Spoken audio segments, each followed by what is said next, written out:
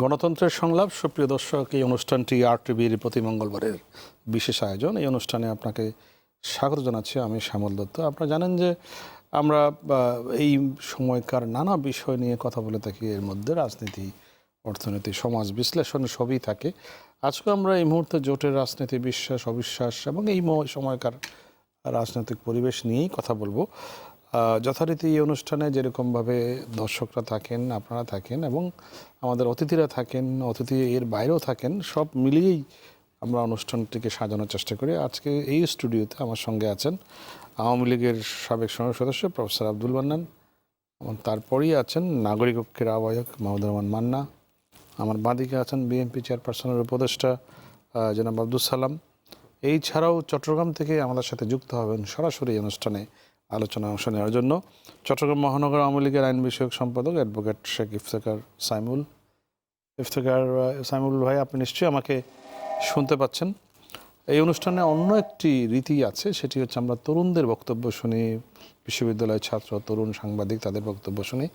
আজকে শুনবো অন্য একটি স্টুডিওতে আছেন চারজন অতিথি, তার মধ্যে তরুণ সাংবাদিক, ঢাকা রিপোর্টার সিনেটের সাধারণ সম্পাদক কবির আহমেদ খান, দৈনিক যুগান্তরের সিনিয়র প্রতিবেদক নেসারুল হক খোকন, এবং দুজন ছাত্র থাকেন যারা তাদের দৃষ্টিভঙ্গিটি তুলে ধরেন। আজকে আছেন ঢাকা বিশ্ববিদ্যালয়ের শিক্ষার্থী এবং বিতার্কিক মোহাম্মদ আরমান, এবং ঢাকা বিশ্ববিদ্যালয়ের আরেকজন শিক্ষার্থী এবং বিতার্কিক রুশো তালুকদার।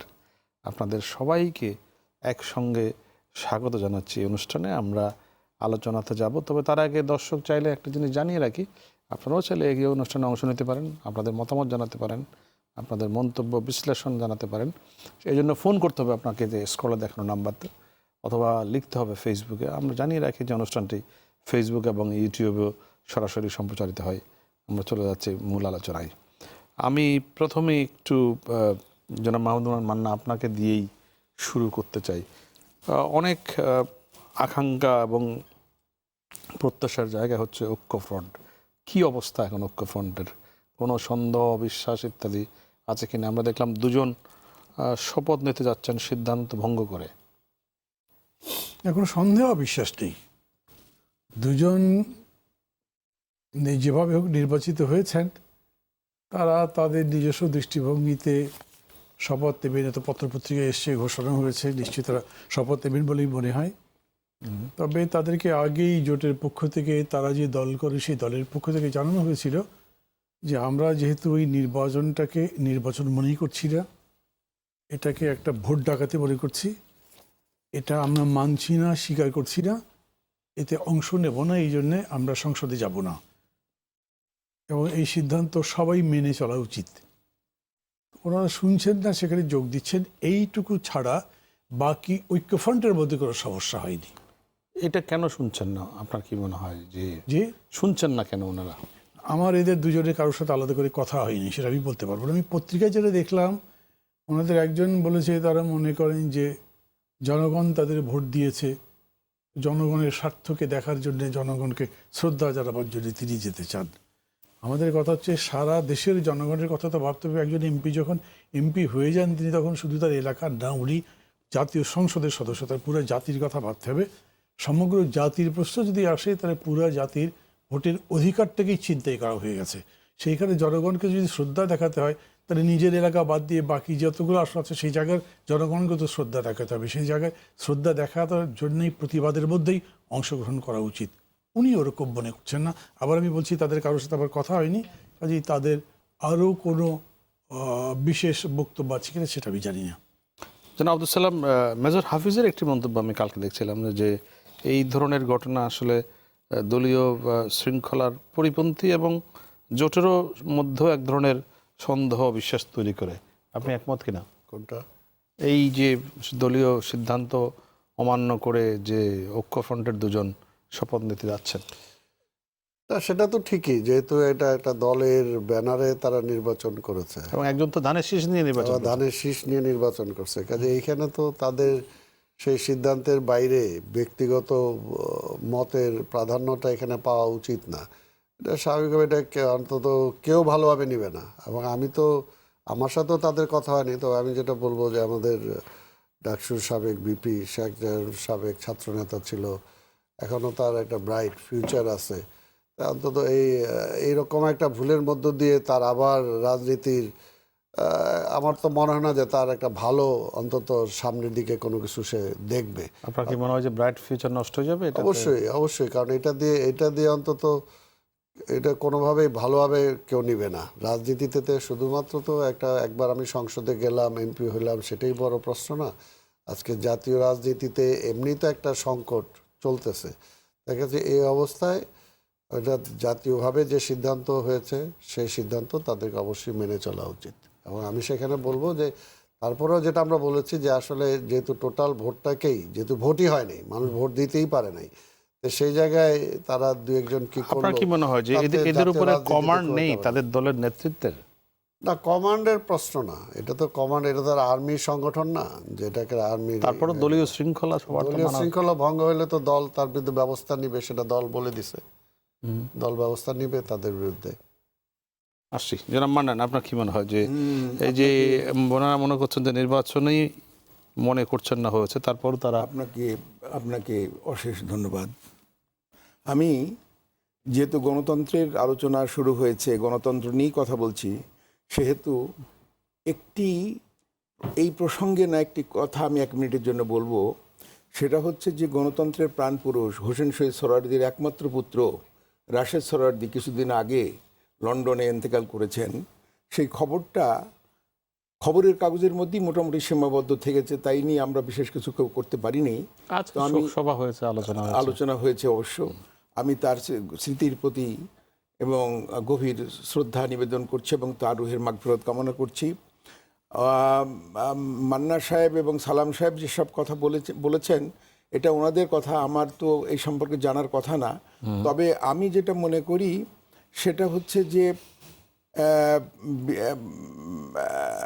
গণফোরামের এই প্রথম আইবুড়ো নাম ঘোষল, অর্থাৎ তারা 2টি সিট তাদের দল থেকে এ যাবৎ পর্যন্ত যখন থেকে এই দল হয়েছে কেউ কোনো সিটে জিততে পারেননি জামানত বাজেয়াপ্ত হওয়া ছাড়া, তাদের প্রধান সহ।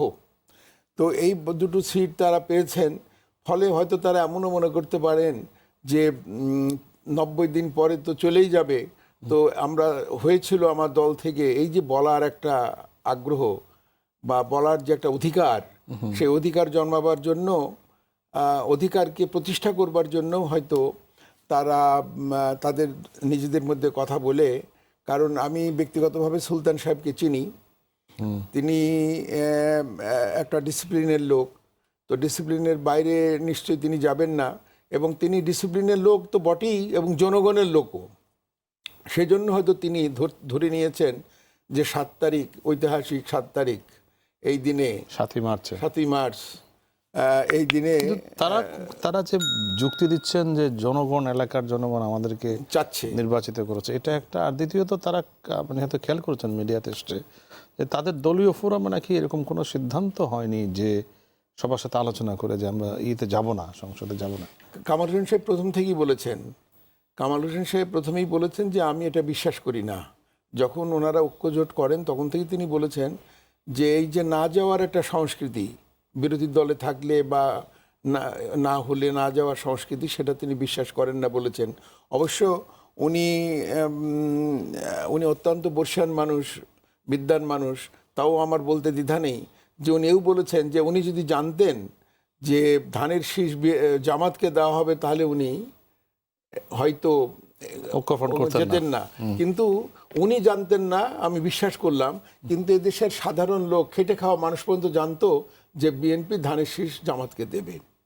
তো এটা উনি কতটা অসত্যের মধ্যে আছে সেটা যারা দর্শক শ্রোতা আছেন তারাই বিবেচনা করবেন, সেটা নিয়ে আমি সেই আলোচনা আমরা অনেক করেছি। সেটা আপনার কি মনে হয় যে এই কারণে যে যেটা বিএনপির অনেক সিনিয়র নেতা মনে করছেন যে তারা এই ঐক্যফ্রন্টে যাওয়াটা তাদের ঠিক হয়নি, মানে তাদের কোনো লাভ হয়নি আলটিমেটলি, এতে আরো সন্দেহ বিশ্বাস বাড়াবে কিনা? ঐক্যফ্রন্টে গিয়ে তারা তো প্রধানমন্ত্রীর সঙ্গে তারা আলোচনায় বসেছেন, কথা বলেছেন, এবং তারা তো বলেছিলেন যে সকাল থেকে তারা ভোর রাত্রি থেকে পাহারা দেবেন, কেন্দ্র পাহারা দেবেন, এই নানান তাদের কথা ছিল। যেমন আমার মেহেরপুরের কথা আমি বলি, অন্য জায়গায় আমি ভোট দিতে গেছিলাম, যে যে ওনাদের যিনি প্রার্থী ছিলেন বিএনপির প্রার্থী, তিনি পোস্টারই ছাপাননি এবং তাকে দেখা গেল না, কোথাও দেখা গেল না। আমি খুঁজলাম তাকে, কারণ আমি মেহেরপুরের রাজনীতি যারা এখন আছেন তার মধ্যে সবচেয়ে বয়স্ক মানুষ। তো আমি ভাবলাম যে ওই মানুষটাকে যেন কেউ কোনো কিছু না বলে, কিন্তু সেই মানুষটাকেই পাওয়া গেল না। তো এইরকম যদি অবস্থা হয় যে আপনার বিশ্বাসের ভিতরে যদি পাশ করার দৃঢ়তা না থাকে, তাহলে তো আপনি অগ্রসর হতে পারবেন না। এখন সুলতান এবং মোদাব্বির খান সাহেব, এনাদের দুজন মোকাব্বির খান, আচ্ছা, ওনারা হয়তো ভাবছেন যে যেমন আমাদের আওয়ামী লীগ থেকে অনেকে চলে গেছেন, নমিনেশন হবে না ভেবে হয়তো গিয়ে ওখান থেকে নমিনেশন নিয়ে তার নিজের অবস্থান ভালো ওখান নিজের এরিয়ায়, সেখান থেকে এসছেন, তিনি হয়তো মনে করছেন যে তা যাওয়া উচিত। এবং যদি না যান, ধরুন আপনি যে প্রশ্নটা করলেন, 90 দিন পরে তো খারিজ হয়ে যাবে পদটা, তারপর তো আবার উপনির্বাচন হবে, তখন কি হবে? তখন কি আবার ওনারা অংশগ্রহণ করবেন না করবেন না? এই সরকার অধীনে তাহলে তো একচেটিয়া হয়ে গেল, কিছু কথা বলা হলো না। এখন আমরা যেটা বলছি সেটা ওনাদের পছন্দ হোক না হোক, আমার কথা যে ওনারা আন্দোলনের কথা বলছেন, আন্দোলন বাইরে ভেতরে দুই জায়গায় করতে হলে সংসদে যাওয়ার দরকার। বাইরে আন্দোলন করবেন, ভিতরের আন্দোলনটা তো সংসদে উপস্থিত না হলে তো বলতে পারবেন না।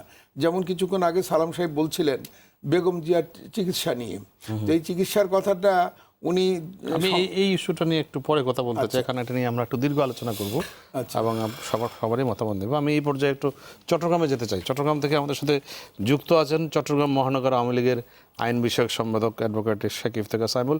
জনাব ইফতেখার সাইমুল, আপনার কি মনে হয় যে এই যে দুজন, আপনি নিজেও একজন আইনজীবী, এই যে দুজন সংসদ সদস্য শপথ নিচ্ছেন দলের সিদ্ধান্ত ভঙ্গ করে, এতে জোট রাজনীতির কি দাঁড়াবে বা এর কোনো আইনগত সংকট আছে কিনা?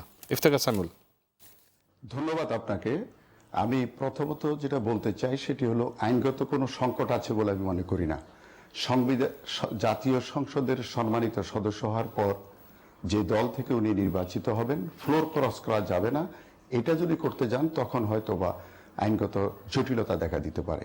কিন্তু রাজনৈতিকভাবে যেটি উনারা সিদ্ধান্ত নিয়েছেন, আমি মনে করি যে জনগণের কাছে যে দায়বদ্ধতা আছে, জনগণ তাদের ভোট দিয়ে পাঠিয়েছেন, সেই দায়বদ্ধতার থেকে উনারা যে সিদ্ধান্ত নিয়েছেন আমি এটাকে যৌক্তিক মনে করি। রাজনৈতিক দৃষ্টিভঙ্গি থেকে যারা বললেন যে সেদিনকার নির্বাচন সঠিক হয়নি বা ভোট ডাকাতি, যেই ভাষায় ওনারা যারাই বলবেন, আমি এই কথার সাথে সরাসরি দ্বিমত পোষণ করি। আপনি রাজপথে থাকতে হবে, ভোট কেন্দ্রে থাকতে হবে, ভোট কেন্দ্রে অবস্থান নিতে হবে, সেখানে আপনার ভোটার থাকতে হবে। আপনারা যদি কেউ না আসেন, সেই ক্ষেত্রে যারা ছিলেন তারা ভোট দিয়েছেন, ভোটাররা উপস্থিত ছিলেন, জনগণ ভোট দিয়েছেন, ভোট দিয়ে তাদের নেতা নির্বাচিত করেছেন, এমপি নির্বাচনে তাদের বিজয়ী করেছেন। তো সেই ক্ষেত্রে উনারা নির্বাচনে, আমরা এই আলোচনাটি অনেকদিন করেছি নির্বাচনের পরে বিভিন্ন সময়, আমরা এই আলোচনাতে না গিয়ে আমি একটু স্পেসিফিক্যালি জানতে চাই আপনার কি মনে হয় কিনা যে চট্টগ্রামেও তো একটা জোটের রাজনীতি আছে এবং সেখানে কি ধরনের সহমর্মিতা, সহযোগিতা বা পারস্পরিক উদ্যোগ আছে, নাকি নিজেরা মতোই, মানে সেই অর্থে কোনো কংক্রিট ঐক্যফ্রন্টের সম্মিলিত কোনো চেহারা দেখতে পান কিনা? আমি সেভাবে অবশ্য চট্টগ্রামে দেখি না, কারণ চট্টগ্রামে যে রাজনীতি চলছে, যারা বিরোধী দলের রাজনীতি করছেন তারা নাসিম ভবন ভিত্তিক, মানে ওনাদের দলীয় কার্যালয়ের আশপাশেই অবস্থান আছে, মাঝে মধ্যে তাও সার্বক্ষণিক নয়। রাজনৈতিক দলের যে ভূমিকা থাকা প্রয়োজন একটা গণতান্ত্রিক দেশে গণতন্ত্রকে অব্যাহত রাখার জন্য, সেই রকম অবস্থান আছে বলে আমি বিশ্বাস দেখি না। আমি আমার চট্টগ্রামের দৃষ্টিভঙ্গি থেকে আমি সেটা বলতে পারি। একটি দল 13 বছর ক্ষমতার বাইরে, হয়তো সেই কারণে কি এটি নাকি অন্য কোনো সাংগঠনিক দুর্বলতা, কি মনে হয় আপনার? না, জি ধন্যবাদ আপনাকে। বাংলাদেশ আওয়ামী লীগ তো দীর্ঘদিন ক্ষমতার বাহিরে ছিলেন, কিন্তু আমার মনে হয় আমরা ক্ষমতায় না গিয়ে অত্যন্ত সাংগঠনিকভাবে সুদৃঢ় ছিলাম। এখানে আমার দৃষ্টিভঙ্গিতে মনে হচ্ছে যে ওনারা সাংগঠনিকভাবে অত্যন্ত দুর্বল হয়ে পড়েছেন এবং যারা রাজনৈতিক নেতৃবৃন্দ তাদেরকে সম্ভবত সাইড লাইনে রেখে অন্যদেরকে নেতৃত্ব দেওয়ার কারণে হয়তোবা এই সংকট দেখা দিয়েছে বলে আমার মনে হয়। আমি আসবো আপনার কাছে শেখ ইফতেখার সাইমুল। আবার আমরা যাচ্ছি একটু অন্য স্টুডিওতে, আমাদের তরুণ বন্ধুরা আছেন। তরুণ বন্ধুরা কি ভাবছেন এই পুরো পরিস্থিতি নিয়ে? প্রথমেই আমি একটু কবির আহমেদ খান, তিনি ঢাকা রিপোর্টার্স ইউনিটির সাধারণ সম্পাদক রিপোর্টারদের সর্বোচ্চ সংগঠন এটি। কবির আহমদ খান, আপনার কি মনে হয় এই যে দুজন 7ই মার্চ অর্থাৎ আগামী পরশুদিনই শপথ নেবেন, সেক্ষেত্রে জোটের রাজনীতিতে কোনো ধাক্কা কিনা এটা? ধন্যবাদ শ্যামল দত্ত। আমি মনে করি যে দুজন সাংসদ আজকে 7ই মার্চ, ঐতিহাসিক 7ই মার্চ যে শপথ নিতে যাচ্ছেন, আমি বলবো যে তারা এই 7ই মার্চ শপথ নিতে যাচ্ছেন, আমি মনে করি এটি যৌক্তিক। কারণ হচ্ছে যে তারা দুজন জনগণ কর্তৃক নির্বাচিত হয়েছেন, কারণ জনগণই তাদের আশা আকাঙ্ক্ষার প্রতিফলন হিসেবেই কিন্তু এই দুজনকে নির্বাচিত করেছেন। তো কোনোভাবেই তারা অবশ্যই জনগণের। কিন্তু একটু আগে জনাব মাহমুদুর রহমান মান্না বলছিলেন যে তারা জাতীয় সংসদের সদস্য, ফলে শুধুমাত্র এলাকার কথা চিন্তা করলে হবে না। জাতীয় জাতীয় সংসদের রাজনীতির যে চেহারাটা আইনি তো বাধ্যবাধকতা ভাবতে হবে। রয়েছে, সেখানে 70 অনুচ্ছেদে বলা হয়েছে যদি তারা আটকাবে, যদি তারা দল থেকে পদত্যাগ করেন অথবা গণফোরাম এন্ডোর্স না করলে তাদের কিন্তু সদস্যপদ থাকবে না। কিন্তু এটা কিন্তু শাহদ্বীন মালিক, অ্যাডভোকেট শাহদ্বীন মালিক সংবিধান বিশেষজ্ঞ, উনি কিন্তু বলেছেন। আবার ব্যারিস্টার শফিক আহমেদ কিন্তু বলেছেন, আমরা জাতীয় বিভিন্ন পত্রিকায় দেখেছি যে শফিক আহমেদ বলেছেন সংসদ সদস্যপদ থাকবে, যদি তাদেরকে দল থেকে বহিষ্কার করা হয়, সেক্ষেত্রে দল থেকে তিনি বহিষ্কার হবেন, কিন্তু সংসদ সদস্যপদ হিসেবে বহিষ্কৃত হবেন না, সেক্ষেত্রে কিন্তু সদস্যপদ তার থাকবেন। এখন এই বিষয়টি যেহেতু আমাদের দেশে অনেকটাই বলা চলে যে নতুন বা একটি প্রথম দিকের ঘটনা, সেক্ষেত্রে নিশ্চয়ই এটা আরও আলোচনার দাবি রাখে, এই বিষয়টি আমি বলতে চাই। আপনার কি মনে হয় যে এই কারণে গণফোরাম, বিএনপি যে দুটি প্রধান যে বা অন্যান্য যে দলগুলো, তাদের মধ্যে কোনো রকমের টানাপোড়েন তৈরি হবে কিনা? অবশ্যই আমি মনে করি যে 30 ডিসেম্বরের নির্বাচনের পরে যে অবস্থা তৈরি হয়েছে, আপনারা একজন উনি বলেছেন যে ভোট ডাকাতি হয়েছে। আমি নিশ্চয়ই মনে করি না, যদি ভোট ডাকাতি হয়েই থাকতো সেক্ষেত্রে আমরা কিন্তু রাজনৈতিকভাবে মাঠে ময়দানে কিন্তু সেই অবস্থা দেখি না। কারণ হচ্ছে যে আমরা সাংবাদিক হিসেবে দেখি নাই কখনো যে যারা বলছেন ভোট ডাকাতি হয়েছে, ভোট ডাকাতি হয়ে থাকলে সেক্ষেত্রে আপনারা কেন মাঠে নেই, কেন আন্দোলনে যাচ্ছেন না? আসলে যদি আপনারা মানতে না পারেন অথবা ভোট ডাকাতি হয়েছে, সেক্ষেত্রে কিন্তু আপনারা সেই ধরনের কোনো উদ্যোগ বা আন্দোলন সেরকম কিন্তু আমরা এখন পর্যন্ত দেখতে পাই নাই। কখন আপনার একজন সাংবাদিক হিসেবে আপনার কি বিশ্লেষণ যে এই যে শপথ গ্রহণ বা এই নিয়ে কোনো টানাপোড়েন আছে কিনা? ধন্যবাদ আমার শ্রদ্ধেয় সম্পাদক শ্যামল দত্ত। আমার ব্যক্তিগত মতামত আমি এখানে উপস্থাপন করতেছি, যেটা হচ্ছে সুলতান মোহাম্মদ মনসুর অত্যন্ত দক্ষ এবং প্রাজ্ঞ একজন রাজনীতিবিদ। উনি ডাকসুর বিপি ছিলেন। ওনার ব্যক্তি একটা ইমেজ আমি লক্ষ্য করেছি কুলাউড়াতে, ওনার নির্বাচন এলাকায়। উনি যদি এবার কলাগাছতেও নির্বাচন করতেন, উনি হয়তো নির্বাচিত হয়ে আসতেন। আমি আজকেও আমার কয়েকজন সহকর্মীর সাথে সেখানে কথা বলেছিলাম। সে ব্যক্তি ইমেজে এবার অনেক এগিয়ে ছিলেন সুলতান মোহাম্মদ মনসুর। তো উনি নির্বাচন করেছেন ধানের শীষ নিয়ে। এটা ওনার রাজনৈতিক একটা সিদ্ধান্ত ছিল, হয়তো উনি বুঝতে পারেননি ওনার এই জনপ্রিয়তাটা। আমার ব্যক্তিগত মতামত, যিনি যে সিদ্ধান্ত নিয়েছেন সেটা অত্যন্ত সঠিক। এবং ওনার আর জনাব মুকাব্বির, উনি যেখান থেকে নির্বাচিত হয়েছেন, সিলেট অঞ্চলে, হ্যাঁ, ওই সিলেট বিশ্বনাথ উসমানীনগর বালাগঞ্জ থেকে নির্বাচিত সাংসদ। উনি এলাকায় তেমন একটা পরিচিতি ওনার নাই। উনি নির্বাচন করেছেন দলীয় প্রতীক নিয়ে, গণফোরামের দলীয় প্রতীক নিয়ে, উদীয়মান সূর্য। উনি উদীয়মান সূর্য। তো ওনার যে ব্যক্তিগতভাবে এখানে একটু এলাকার মানুষ যেহেতু কোনো পায়নি, সবচাইতে ইলিয়াস আলীর একটা সংসদীয় আসনের একটা ক্ষোভ ছিল এই আসনটায়। তো যেহেতু ইলিয়াস আলীর ওয়াইফ, স্ত্রী রুশদি, যেহেতু ওনার মনোনয়নটা বাতিল হয়ে গেছিল, সেই ক্ষেত্রে একটা ক্ষোভও কাজ করছে। আমি একজন সাংবাদিক হিসেবে যেটা আমি জানি, এখানে এই ক্ষোভটা উনি কাজে লাগিয়েছেন এবং ওনার সমর্থনটা ওই দিকেই বেশি পাওয়া গেছে। এই কারণে উনি উদীয়মান সূর্য হয়েই, সূর্য প্রতীক নিয়েই উনি নির্বাচিত হয়েছেন।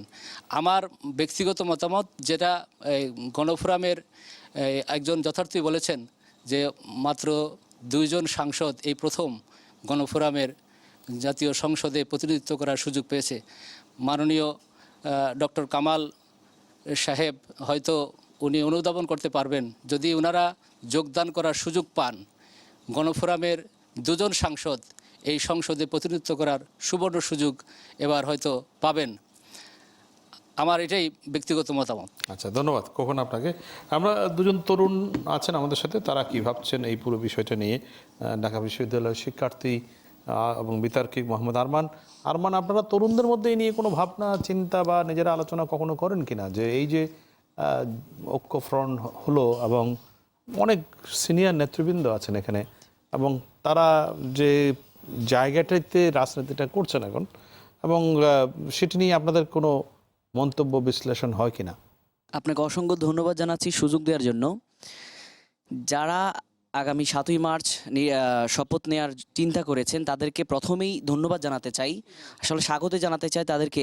কারণ হচ্ছে আমরা তরুণরা মনে করি আপনাকে, আপনার যে এলাকার মানুষগুলো নির্বাচিত করেছে, ভোট দিয়েছে আপনার জন্য, তারা আপনাকে শুধুমাত্র সংসদে যাওয়ার জন্য, তাদের সমস্যাগুলোর কথা বলার জন্য ভোটটি দিয়েছে।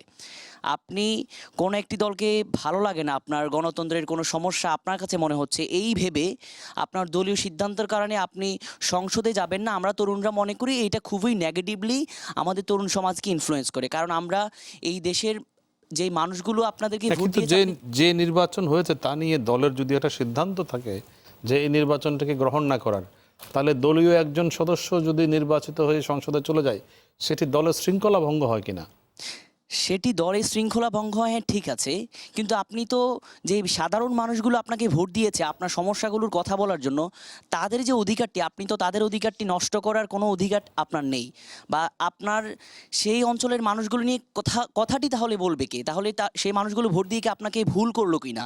এই সমস্যাগুলোর আসলে সমাধানটি দরকার। আমরা মনে করি, আমরা তরুণ সমাজে মনে করি যে তারা আসলে দে শুড বি ওয়েলকামড। আচ্ছা, তা এই নিয়ে আপনাদের কি ধারণা যে ঐক্যফ্রন্টের ভিতরে কোনো রকমের? এই জন্যই আসলে আমার কাছে দুইটা প্রশ্ন ছিল। হ্যাঁ বলুন। মাহমুদুর রহমান মান্না স্যারের কাছে আমার একটি প্রশ্ন ছিল যে স্যার, আপনাদের যেহেতু ডিরেকশন আছে যে কেউ হচ্ছে সংসদে যেতে পারবে না, যেই দুইজন লোক যাচ্ছেন তাদের এই যে সংসদে আপনাদের প্রতিনিধিত্ব করা বা সংসদে যাওয়ার ব্যাপারটি, এটি ঐক্যফ্রন্টের মধ্যে কোনো ধরনের ভাঙন দেখা দিয়েছে কিনা, যেটা আমরা সাধারণরা জানি না, কিংবা আপনাদের নিজেদের মধ্যে ঐক্যফ্রন্টে যে নেতাকর্মী রয়েছে তাদের মধ্যে কোনো ধরনের আস্থা বিশ্বাসের অভাব কিনা, এই প্রশ্নটি ছিল স্যারের কাছে। আচ্ছা, ধন্যবাদ আরমান, আপনাকে ধন্যবাদ। আমাদের আরেকজন ঢাকা বিশ্ববিদ্যালয়ের শিক্ষার্থী আছেন, বিতার্কিক রুশো তালুকদার। রুশো, আপনার কোনো মন্তব্য বা অন্য কারোর কাছে প্রশ্ন করতে চাইলেও করতে পারেন আমাদের যে কোনো কাজ। একটু আগে একটি কথা এসেছিল এরকম যে যারা নির্বাচিত হয়েছেন তারা শুধুমাত্র একটি অঞ্চলের নয়, বরং তারা জাতীয় সংসদে নেতৃত্ব প্রদান করবেন। সেই জায়গা থেকে বলতে চাই যে আজকে যারা নির্বাচিত হয়েছেন, মোকাব্বির খান এবং সুলতান মনসুর, আজকে যদি তারা শপথ না নেন, প্রথমত হচ্ছে যারা তাদেরকে ভোট দিয়ে নির্বাচিত করেছে তাদের সাথে হচ্ছে প্রথমত একটি এক ধরনের বলা যায় হচ্ছে একটি প্রতারণা করা হয়। কারণ তাদের ভোটগুলো দিয়েছে কারণ তারা নিজেরাই দাবি করছেন যে এবছর নাকি সারা দেশে ভোট কারচুপি হয়েছে বা অনেক কিছু হয়েছে। যদি একবার ধরেও নেই যে ভোট কারচুপি হয়েছে, সেই জায়গাতে তারা পাশ করে এসেছেন, অর্থাৎ তাদের আসলে কিন্তু ফেয়ার ভোট হয়েছে, নাহলে তারা পাশ করতে পারতেন না। এখন তারা যদি জনগণের সেই ফেয়ারনেসের জায়গাতে যদি জনগণের জন্য কিছু করতে না পারেন, তাহলে সেটা তাদের ব্যর্থতা। এবং আমি মনে করি যে আজকে তারা যে দাবিগুলো করছেন তারা কোনো আন্দোলনেও নেই বা অন্য কোনো জায়গায়ও নেই। আজকে যদি তারা সংসদে আসেন এবং সংসদে এসে তাদের কথাগুলো বলতে পারেন, তাহলে আমি মনে করি যে বাংলাদেশের যে রাজনৈতিক যে একটি সুস্থ রাজনৈতিক চর্চা রয়েছে, সেই চর্চার পথে অনেক সুন্দর একটি পথ চলা হবে। কারণ আমরা মনে করি রাজপথের চেয়ে আপনি রাজপথে একটি গাড়ি ভাঙচুর করবেন বা অন্য কোনো হরতাল দেবেন বা অবরোধ করবেন, তার চেয়ে আপনারা যদি সব দল মিলেমিশে সংসদে যান বা হচ্ছে আপনারা আলোচনা টেবিলে বসে কথা বলেন, সেটি আমাদের সুন্দর বাংলাদেশ নির্মাণের জন্য অনেক সুন্দর একটি স্টেপ হবে। আচ্ছা, ধন্যবাদ। আমরা চারজন অন্য স্টুডিও থেকে চারজন ধরে আমরা একটু এইদিকে আসবো। যদি আবার একটু প্রথমে আমি মান্না ভাই আপনার কাছে যেতে চাই যে এই যে মন্তব্য প্রতিক্রিয়া শুনছেন, এটা নিয়ে যদি ছোট করে একটু মন্তব্য দেন, তারপর আমরা বিরতিতে গিয়ে আরো বিস্তারিত পরে শুনবো। আমি আপনাকে এবং আপনার মাধ্যমে আপনাদের কর্তৃপক্ষকে ধন্যবাদ জানাচ্ছি। প্যানেলটা তো চমৎকার সাজিয়েছেন। অন্য স্টুডিওতে সবাই একই রকম ভাবে। আমরা যে রাত্রেবেলা ঘটনা দেখলাম, বছরের আগে 3 দিন ধরে একদম একটা হোটেলের মধ্যে বিডিআর দিয়ে বিজিবি দিয়ে পুলিশ দিয়ে ঘেরাও হয়ে থাকলাম, যেতে পারলাম না, এগুলো সব পত্রপত্রিকায় আসছে। আর রাতে কি ঘটনা ঘটেছে সেটাও সারা দেশের মানুষ জানে, কিন্তু অনেকে জানে না, দেখেনি, বলছেন। তো এটার ব্যাপারে তো প্রতিক্রিয়া দেওয়ার দরকার নেই। আমি মনে করি যা হয়েছে সেটা দিনের আলোর মতো স্পষ্ট। মানে এরকম বলা যায় এইখানে যেরকম একটা কাপ আছে এরকম সত্য। এখন আপনি যদি বলেন কাপ নাই তো বলতেই পারেন, এটা তো আপনার সাথে আমার ঝগড়া করবার দরকার নেই। আপনি আপনার মতো বলেন আপনার কাপ নাই, আমি আমার মতো বলি যে কাপটা আছে, এবং ব্যাপক জনগোষ্ঠীর কাছে বলবার সুযোগটা থাকুক, আমরা যাতে বলতে পারি, তাহলে বোঝা যাবে। এই জন্যই আমি আপনাদের কথা শুনি। আমরা কোনো প্যানেল সাজাইনি আসলে, আমরা বিশ্ববিদ্যালয় থেকে দুজন ছাত্র এসছে, তারা আমাদের পরিচিতও না, নর্মালি বিতর্ক করে তাদেরকে আনা হয়েছে, আর দুজন সাংবাদিক, এরা এই দুজন সাংবাদিকই আপনার পরিচিত, আপনি দুজনকেই চেনেন, খোকনকেও আপনি চেনেন, কবিরকেও আপনি নিশ্চয়ই চেনেন। ইনি বলেই বললাম যে এরকমই হয়েছে যে চারজনই একদিকে। এখন কারো মতামত যদি একই রকম হয়ে যায়, না ঠিক আছে, হতেই পারে, সেটা অসুবিধা নেই। কারণ আপনাদের দুজনের মতামত একই রকম হচ্ছে, হয়তো আপনারা দুজন ভিন্ন দল বলেছেন তো, মন্তব্য দিতে বলেছেন তো, ওনারা একই রকম বলেছেন, এবং সেটার উপরে কি বলবো, ধরেন আমার এলাকাতে 29 তারিখ রাত্রে 12টা থেকে শুরু হয়েছে, 1টা পর্যন্ত প্রিজাইডিং অফিসাররা বলেছে আমরা কাটতে দেব না। তারপরে আওয়ামী লীগের বাহিনী নেমেছে, তাদেরকে জনগণ প্রতিহত করেছে, তারপরে পুলিশ গেছে তাও পারেনি, তারপরে বিজেপি গেছে, গুলি হয়েছে আমার এলাকাতে, তারপরে মানুষ ছত্রভঙ্গ হয়েছে, এটা সবাই জানে। এখন ধরেন আমার এলাকার মধ্যেই কেউ এসে যদি বলে আমাকে, না আমি তো এরকম দেখি না, কোথায় হলো, তো ভাই ঠিক আছে, তুমি দেখোনি, তুমি অসুস্থ ছিলে, তুমি ঘুমিয়েছিলে, বা যে কোনো কারণে হোক দেখতে পারোনি, তার সাথে আমার তর্ক করবার দরকার নেই। আমি মনে করি এই ব্যাপারটা এতই দিনের আলোর মতো স্পষ্ট, যেটা নিয়ে তর্ক, এটা নিয়ে তর্কের প্রয়োজন আমি ঠিক আছে, এই প্রসঙ্গটাতে আপনাদেরও মতামত চাইবে, তো তার আগে নিতে হবে ছোট একটি বিরতি। দর্শক, গণতন্ত্রের সংলাপের নিচে ছোট একটি বিরতি, ফিরছি অল্পক্ষণের মধ্যে, কোথাও যাবেন না, RTVর সঙ্গে থাকুন।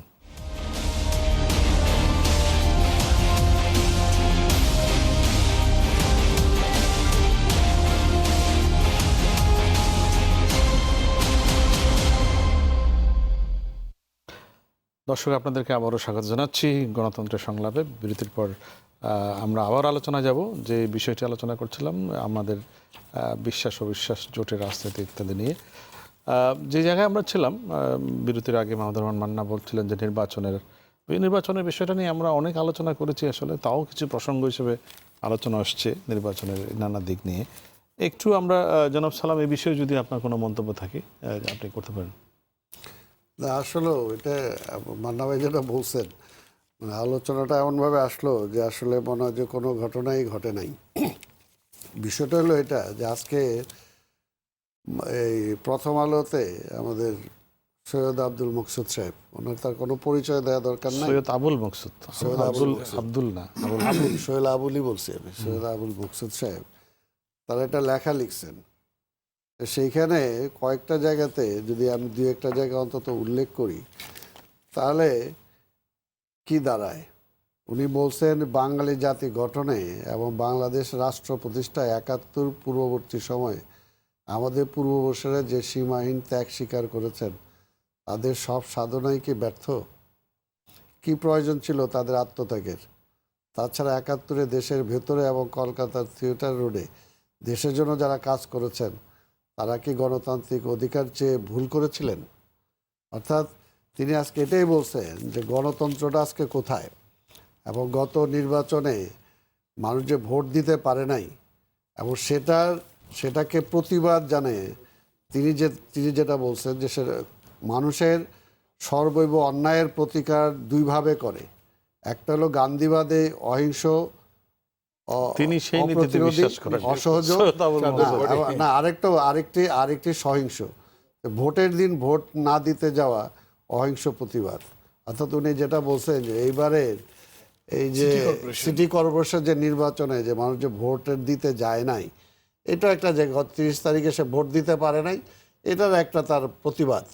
এই কথাটা তো আমাদের না, অর্থাৎ আজকে জনগণের মধ্যে এটা আমরা অনেকে বাহবা দিতে পারি। কারণ আমি এর আগেও বলছি যে এর আগে সরকার 5 বছর বিনা ভোটেই চালায় গেছে, কিছুই হয়নি। হ্যাঁ বলতে পারছে এই বিএনপি আন্দোলন করে না, তাহলে ছাড়বে কেন? তো এইবারও তারা এইভাবে 5 বছর চালায় যেতে পারবে, কিন্তু এতে তো আজকে বিএনপির আমরা দোষ দিতে পারবো, অন্যদের ঐক্য ফ্রন্টের দোষ দিতে পারবো, কিন্তু গণতন্ত্রের জন্য এটা কোনো সুখকর কোনো কিছু বয়ে আনবে না। আর আরেকটা হলো যে আজকে 2 জন সদস্যকে আওয়ামী লীগ বাগায় নিয়ে যায়, তাদের সংসদে নিল, তাদের কিছু সুযোগ সুবিধা। আওয়ামী লীগ তো ভাগায়নি, ওনারা নিজেরা যেতে চাচ্ছেন। এটা তো আপনার সাথে কথা হয়েছে?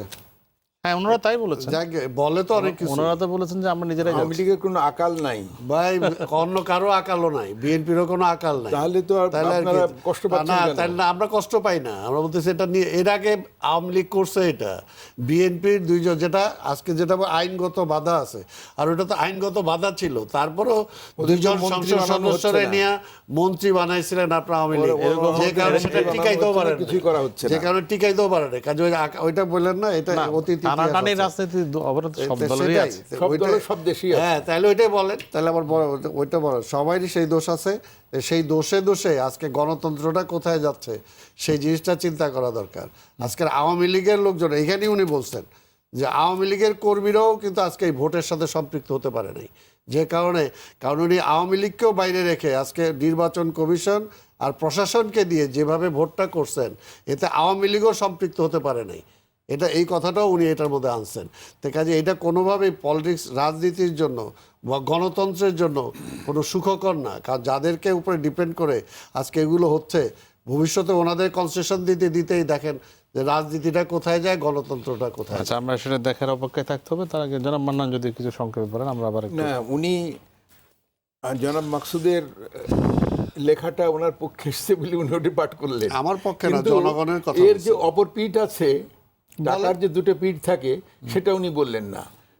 অপর পিঠ হচ্ছে এই যে সেদিন আবহাওয়াটা চিন্তা করতে, বৈরী আবহাওয়া ছিল, এবং নির্বাচনটা নির্বাচন না, উপনির্বাচন কিন্তু 1 বছরের জন্য। ফলে এটা নিয়ে মানুষের যে খুব একটা মাথা ঘামানো ছিল তা না, এবং যাদেরকে ভোটার, এটারও ব্যাখ্যা আছে। তারা আপনার গ্রাম থেকে, তারা ইউনিয়ন পরিষদের অধীনে তারা ছিল, ইউনিয়ন পরিষদের তারা সদস্য ছিল, বাসিন্দা, তাদেরকে এখানে নিয়ে আসা হয়েছে। ফলে যেসব জায়গায় আপনার কাউন্সিলর ছিল, সেখানে ভোটের সংখ্যা তারা নিয়ে এসছে। ফলে ওইটা সালাম ভাইয়ের পক্ষে এসছে। সালাম ভাই একটা আমার পক্ষে না, জনগণের ধর্মগ্রন্থের মতো অত্যন্ত পবিত্রভাবে পাঠ করলেন। আমি ওই পবিত্রতার মধ্যে যেতে চাই না, আমি রাজনীতির মধ্যে থাকতে চাই। আর একটা হচ্ছে যে আওয়ামী লীগের কোনো আকাল নাই। সুলতান আর মুতাব্বির সাহেব না গেলে আওয়ামী লীগের মানে একেবারে আওয়ামী লীগ শেষ হয়ে যাচ্ছে। আওয়ামী লীগ কাঁটায় দাঁড়িয়ে গেছে। সংবিধান সংশোধন করতে হলে আওয়ামী লীগ পারবে না, সেরকম কোনো অবস্থা নাই। ফলে এদের নিজের তাগিদে, নিজের মনের তাগিদে যাচ্ছেন তারা যাচ্ছেন। তারা গেলে তো করার উপায় নেই। এবং আপনারাও চিন্তা ভাবনা করছেন যাওয়ার জন্য। আপনারাও আসুন, আসলে ভালো তো। আপনারা এসে কথাবার্তা বলুন না কেন? আপনারা তো পাশ করেছে, এই ভোটে তো আপনারাও পাশ করেছেন। আমরা তো পাস করতে হবে, আমরা মান্না চিন্তাই সাহেব করে বগুড়ায় নিয়ে পাশ গেছেন। করেননি, কিন্তু বগুড়ার থেকে তো আপনাদের মহাসচিব সাহেব পাশ করেছেন, পাশ তো করেছেন। তাহলে এবার সেই ভোটও আপনারা যেরকম ভাবে বলছেন, সেই ভোট তো সেরকমই হয়েছে। তাহলে আমি কিছু বলতে চাচ্ছি না, কারণ আমি তো নিজে ভোট করিনি। ঠিকই বলছেন। ফলে আপনারা একই ভোট। আপনারা ওটা নিলেন কেন? আপনারা তো বললেন না নেই। কেন যে আমরা ডিজন করছি? আমরা তো ডিজন করছি না, এটা। ডিজন করেননি হ্যাঁ, তো। আমরা ডিজন করছি। আপনারা বলেননি তো যে আমরা এই ভোট আমরা সম্বন্ধে আমরা ডিজন আপনাদের নাম করছি যখন না। ঘোষণা করা হলো, তখন তো আপনারা কোনো রকমের রিড কোথায়? করেননি। এটা প্রকাশ্যে আপনারা ডিজন করা হয়েছে। কোর্টের আশ্রয় নিতেন। আপনারা কোর্টের আশ্রয় নিয়ে বলতে আশ্রয় চাইছেন কি নিতে তো? নেবেন? কোর্ট আশ্রয় কি বলবেন? বলবেন যে আমরা আমরা এই লোকের না, এই আমরা তো mandate আমরা মানি না, প্রত্যাখ্যান করছি তারা এটা। বলতে পারেননি। ভাই, আমরা ফলে প্রত্যাখ্যান করছি না। এবং আপনারা আমরা শপথ নেই, এখানে প্রত্যাখ্যান করছি। আমরাও তো করেছি। হ্যাঁ, একটা কথা আপনি বলেছেন যে গণশুনানির যে দুর্দশা, আপনাদের 500 জন নেতৃস্থানীয় লোক আছে বেগম জিয়ার সঙ্গে যুক্ত। আপনাদের গণশুনানিতে কয়জন ছিলেন আপনারা বলুন? আপনি সবাই দেখেছে।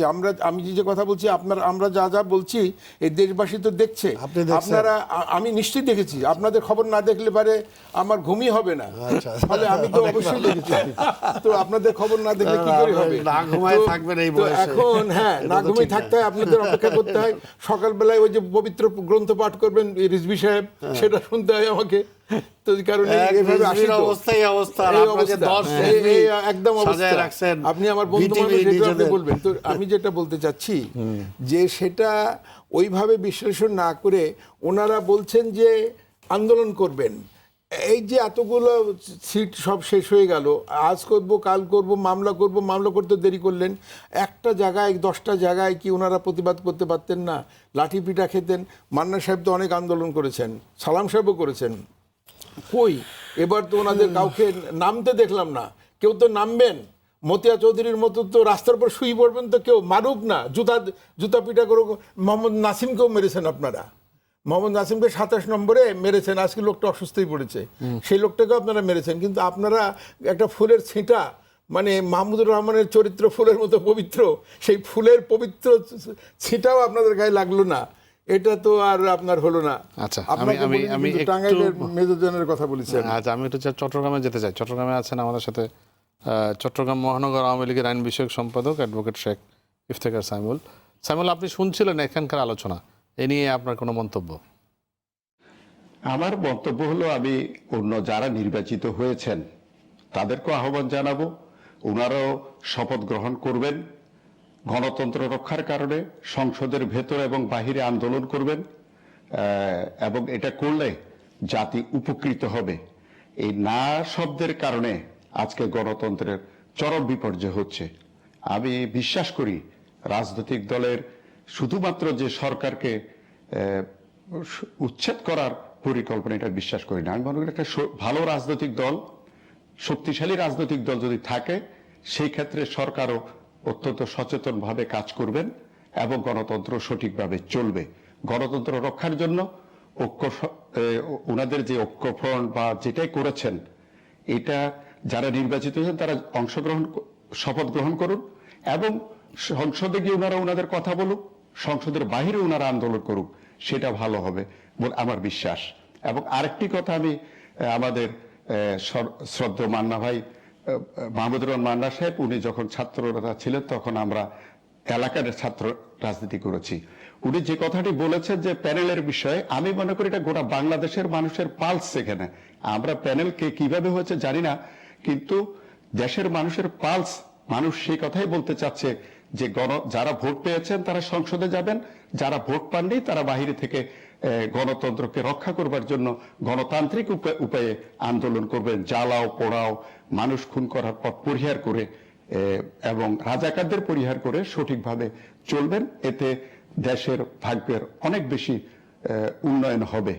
আর সাংবাদিক মহোদয়গণ বা যে কোনো কেউ লিখতেই পারেন তার নিজস্ব দৃষ্টিভঙ্গি থেকে, এটা তো সার্ভে রিপোর্ট না। আমার এক নেতা, যিনি বিএনপির নেতা, উনি যেটা পড়লেন প্রথম আলো নিয়ে, এটা তো টোটাল একজনের ব্যক্তিগত ওপিনিয়ন। এই ওপিনিয়ন দিয়ে তো গোটা জাতি চলবে না। আমরাও তো বিশাল একটা অংশের মানুষ আছি, আমাদেরও তো বক্তব্য নিতে হবে। একক বক্তব্য দিয়ে তো দেশ, সমাজ, জাতি চলবে না। তো এটাই আমার বক্তব্য। এবং আমি মনে করি যে যারা রাজনীতি করছেন তাদেরকে আরো সঠিকভাবে, আরো দৃঢ়ভাবে রাজনীতি করা উচিত। আরেকটি বিষয় আমি বলতে চাই, ভোটের দিন যে কথা ওরা বলছেন বারবার, ভোট সংক্রান্তে, ভোটের দিন তো ওনারা কেউ রাস্তায় ছিলেন না। এমন যদি হতো, বাংলাদেশের 300 আসনের নেতৃত্ব দিতে গিয়ে আমাদের যারা এমপি ক্যান্ডিডেট প্রতিপক্ষের, তারা 20 জন, 25 জন, 50 জন আহত হয়েছেন, তাদেরকে নির্যাতন করা, ওনারা তো কেউ ছিলেনই না মার্কেটে। আমি কোতোয়ালি আসনের লোক, ওরা ক্যান্ডিডেট পাওয়া যায়নি রাস্তায়, বা উনার সমর্থক, ভোটার, ভোট দেওয়ার লোক কেউ, ওনারা যখন নামেননি, ভোটাররা ওনাদের উপর নির্ভর করে যে সমর্থক, ওনারা ভোট কেন্দ্রে আসেননি। এইটুকু আমার বক্তব্য। আচ্ছা, ধন্যবাদ জনগণ শেখ ফেসামুল। আমরা একটু অন্য স্টুডিওতে যেতে হবে। আবার এখানে আছেন তরুণ দুজন সাংবাদিক, কবির আহমদ খান, ঢাকা রিপোর্টার্স ইউনিটির। আপনাদের প্যানেলের বক্তব্য প্রশ্নবিদ্ধ, যে আপনারা একই রকম বক্তব্য দিচ্ছেন। কবির আহমদ খান, ঢাকা রিপোর্টার্স ইউনিটির সাধারণ সম্পাদক। আসলে আমাদের এখানে যারা আলোচক রয়েছেন, আসলে কিন্তু আমরা আমাদের যে 4 জন প্যানেল আলোচক রয়েছেন, বিতার্কিক এবং আমরা 2 জন সাংবাদিক, আসলে কেউ কিন্তু কারোর সাথে আলোচনা বা পর্যালোচনা করেই কিন্তু একই ধরনের বক্তব্য দেয়নি। এটা আসলে মাঠের বক্তব্য। আমার কাছে যেটা মনে হয়েছে যে আমরা দেখেছি বিভিন্ন সময়ে, আমি নিজে ঢাকা বিশ্ববিদ্যালয়ে পড়েছি, সেই সময় আমাদের ছাত্রদলের বন্ধুবান্ধবকে আমরা দেখেছি, তাদের বিভিন্ন খেদুক্তি শুনেছি যে তারা বলেছে 2014 সালের নির্বাচনে যদি বিএনপি অংশ নিত, সেক্ষেত্রে যদি তাদের সংসদে প্রতিনিধিত্ব থাকতো এবং তাদের কথা বলার মতো জায়গা থাকতো, আজকে হয়তো গত 30 ডিসেম্বর যে নির্বাচনটি হলো, সেখানে কিন্তু তাদের অবস্থা হয়তো আরও ভালো হতো। এটা কিন্তু আমাদের মাঠের কথা, এবং মাঠে গ্রামে গঞ্জে আমরা যেখানেই সাংবাদিকতা করেছি সেখানে কিন্তু শুনেছি। তো এটা কিন্তু বাস্তব কথা। আসলে আমরা যা চাই কি, মাঠের লোকজন ভোট দেয় কাকে, যাকে ভালোবাসে, যাকে পছন্দ করে। এবং আপনারা বলেছেন যে সুলতান মোহাম্মদ মনসুর এবং মোকাব্বর হোসেন, ওনারা নিশ্চয়ই ওনাদের এলাকায়, এবং সুলতান মনসুর নিঃসন্দেহে একজন জনপ্রিয় ব্যক্তিত্ব, ঢাকা বিশ্ববিদ্যালয়ের ডাকসুর বিপি ছিলেন। আমি নিজেও ঢাকা বিশ্ববিদ্যালয়ের ছাত্র ছিলাম, সেই হিসেবে আমি বলবো উনি অবশ্যই জনপ্রিয় একজন ব্যক্তিত্ব ছিলেন, এবং সেই কারণেই কিন্তু ওনার এলাকার লোকজন ভোট দিয়েছেন। সো সেই ক্ষেত্রে আমরা কিন্তু একজন সাধারণ নাগরিক হিসেবে অবশ্যই এটা বলতে পারি যে ওনাকে অবশ্যই সংসদে যাওয়া উচিত, এবং ওনার অঞ্চলের ওনার কনস্টিটিউয়েন্সির এলাকার লোকজনের কথা, সুবিধা অসুবিধার কথা কিন্তু বলা উচিত। আমরা কিন্তু ওই জায়গা থেকেই কিন্তু বলছি, এখানে কিন্তু দলমত নির্বিশেষেই কিন্তু আমরা এই চারজন একই ধরনের বক্তব্য, হয়তো কোইন্সিডেন্স মিলে গিয়েছে, কিন্তু আসলে বিষয়টা কিন্তু এরকম নয়। আমাদের বিষয়টা কিন্তু যে আমাদের বক্তব্যটা কিন্তু মাঠের বক্তব্য। আমরা চাই ওনারা সংসদে যাবেন, আইনি যে জটিলতা রয়েছেন সেটা নিশ্চয়ই যারা আইন বিশেষজ্ঞ রয়েছেন, অথবা আমরা জানি যে সংসদ থেকে হয়তো দাবি জানালে ওই পার্টি যদি এন্ডোর্স না করে, সেক্ষেত্রে হয়তো ইসি বা নির্বাচন কমিশন হয়তো ব্যবস্থা নেবেন, সেই হিসেবেই কিন্তু পরবর্তী ব্যবস্থা নেওয়া হবে। ধন্যবাদ। আচ্ছা, এবার আসি একটু নেসারুল হক খোকন, দৈনিক যুগান্তরের সিনিয়র রিপোর্টার। খোকন। জি, জনাব মাহমুদুর রহমান মান্না, জনাব আব্দুল সালাম দুজনেই কটাক্ষ করেছেন। আসলে বলেছেন যে আমরা প্যানেল হয়ে এসেছি। আসলে ব্যক্তিগতভাবে আমি কোনো রাজনীতি সম্পর্কিত নয়। এখন যেটা বাস্তব কথা, সেই বাস্তব কথা বললে যদি কেউ পক্ষপাত মনে করেন, আমাদের কিছু করার নেই। আসলে ব্যক্তিগতভাবে আমি কুলাউড়াতেও আমি গেছি, আর সিলেটের বিশ্বনাথ এলাকাও আমি গেছি। দুইটি এলাকায় আপনারাও দলীয়ভাবে তদন্ত করে দেখতে পারেন। সুলতান মোহাম্মদ মনসুর ব্যক্তিগতভাবে এবার অনেক জনপ্রিয় বাস্তবিক অর্থে। আর মুকাব্বির সাহেবের এই যে আসনটিতে মুকাব্বির সাহেব নির্বাচন করেছেন, সেটি এখানে এবার মহাজোটের সমর্থন পেয়েছেন একজন জাতীয় পার্টির প্রার্থী। উনি গতবারও এখানে এমপি ছিলেন। সেইখানে দলীয় আওয়ামী লীগের একটা দলীয় কোন্দলও ছিল। এটা একটা ইম্প্যাক্ট পড়েছে মুকাব্বির সাহেবের উপর। আর একটা আছে যেটা আপনার জনাবা তাসজিনা রুশদি, উনি যখন নির্বাচন থেকে বাতিল হয়ে গেলেন, তখন এই সাধারণ জনগণের একটা ক্ষোভ মুকাব্বির সাহেবের উপর একটা সমর্থন উনি পেয়েছেন। সেক্ষেত্রে এখন উনি ব্যক্তিগতভাবে উনি কিন্তু এলাকায় অনেক পরিচিতিও নাই। আমিও ওনাকে চিনতাম না, বা ওনার নির্বাচন এলাকার অনেকেই ওনাকে চিনতেন না। তো এখন এইসব বিষয় নিয়ে যদি আমরা আলোচনা করি, এখন আপনারা যদি বলেন যে আমরা প্যানেল গঠন করে আসছি, আসলে এটা খুব দুঃখজনক। আমি আপনার দীর্ঘ সাংবাদিকতা জীবনে আসলে এরকম আমার ইতিহাসে আমি পাইনি। কেউ আমাদের লেখনী নিয়ে কেউ কোনো দিন প্রশ্ন করেছে এরকম নাই। যাই হোক, আপনাদের মন্তব্য উপস্থাপন করেছেন। আমাদের কথা কুলাউড়াবাসীও শুনতেছেন, বিশ্বনাথবাসীও শুনতেছেন। ওইখানে আপনারা দলীয়ভাবে আপনারা একটা তদন্ত করার ব্যবস্থা করেন, তাইলেই আপনারা বুঝতে পারবেন। আর জনাব সুলতান মোহাম্মদ মনসুর বঙ্গবন্ধুর প্রত্যেকটা জনসভায় উনি বঙ্গবন্ধুকে সামনে নিয়ে কথা বলেছেন, তখন আপনারা কেন সুলতান মনসুরের বিরুদ্ধে অবস্থান নেননি? এই প্রশ্নটা আমার রইল। সবাইকে ধন্যবাদ। আচ্ছা, দুজন তরুণ আছেন, আরমান, আবার একটু যেতে চাই। ঢাকা বিশ্ববিদ্যালয়ের শিক্ষার্থী বিতার্কিক আরমান, মোহাম্মদ আরমান। আমরা মাঝে মধ্যে কিছু রাজনৈতিক ব্যক্তিত্বের কথার মাধ্যমে আমরা তরুণ সমাজরা ব্যথিত হই, আমরা ডিসঅ্যাপয়েন্টেড হই যে আসলে রাজনীতি কোন দিকে যাচ্ছে।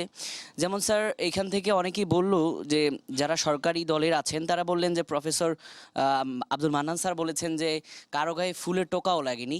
আমরা তরুণরা চাই না যে এই কোনো রাজনৈতিক ব্যক্তিত্বের গায়ে, মাহমুদুর রহমান মান্নার মতো নেতৃত্বের গায়ে আমরা চাই না ফুলের টোকা লাগুক। আমরা চাই না মির্জা ফখরুল ইসলাম আলমগীর মতো নেতৃত্বের গায়ে ফুলের টোকা লাগুক। আমরা আবার এটাও চাই না, এট দ্য সেম টাইম আমরা এটা চাই না যে আপনি এমন কোনো আন্দোলন দিবেন যে আন্দোলনের মাধ্যমে এই দেশের যে ডেভেলপমেন্ট প্রসেসটা আছে সেই প্রসেসটা ব্যাহত হবে। আমরা এই ধরনের কোনো সমস্যা চাই না।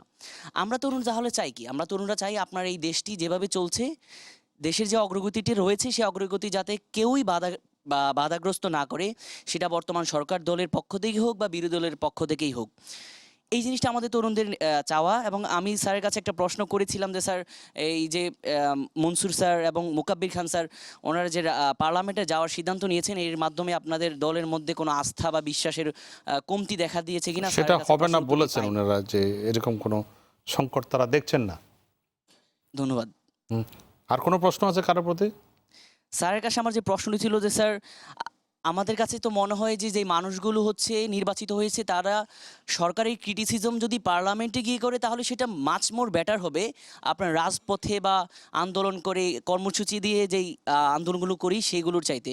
সুতরাং স্যার আপনার কেন তাদেরকে হচ্ছে তাদের যেহেতু সুযোগটি আছে সরকারের সরাসরি সমালোচনা করার পার্লামেন্টে গিয়ে আপনারা কেন তাদেরকে তাদের সেই সুযোগটি থেকে আপনি বঞ্চিত করবেন স্যার? আচ্ছা, ধন্যবাদ ধন্যবাদ আরমান। আরেকজন বিশ্ববিদ্যালয় শিক্ষার্থী, ঢাকা বিশ্ববিদ্যালয়ের রুশো তালুকদার। জি, ধন্যবাদ আপনাকে। জোট রাজনীতি নিয়ে কিছু বলতে চাই। সেটি হচ্ছে যে বাংলাদেশ ১৯৭১ সালে স্বাধীন হয়েছে। ২০১৯ সালে দাঁড়িয়ে আছি বর্তমানে এখন আমরা, এবং এই দীর্ঘ একটি সময়ের পরবর্তী গিয়েও বাংলাদেশ মানে দুঃখের সাথে বলতে হচ্ছে যে মানে বাংলাদেশ আওয়ামী লীগ এবং বাংলাদেশ বিএনপি এর মানে জাতীয়তাবাদী দল বিএনপি এর বাইরে যে বাকি যে দলগুলো রয়েছে প্রায় ৩৮টির মতো নিবন্ধিত রাজনৈতিক দল রয়েছে। এই রাজনৈতিক দলগুলো কিন্তু মানে খুব বেশি আসন পায় বা হচ্ছে তাদের সারা দেশব্যাপী কার্যক্রম আমরা খুব বেশি দেখতে পাই না।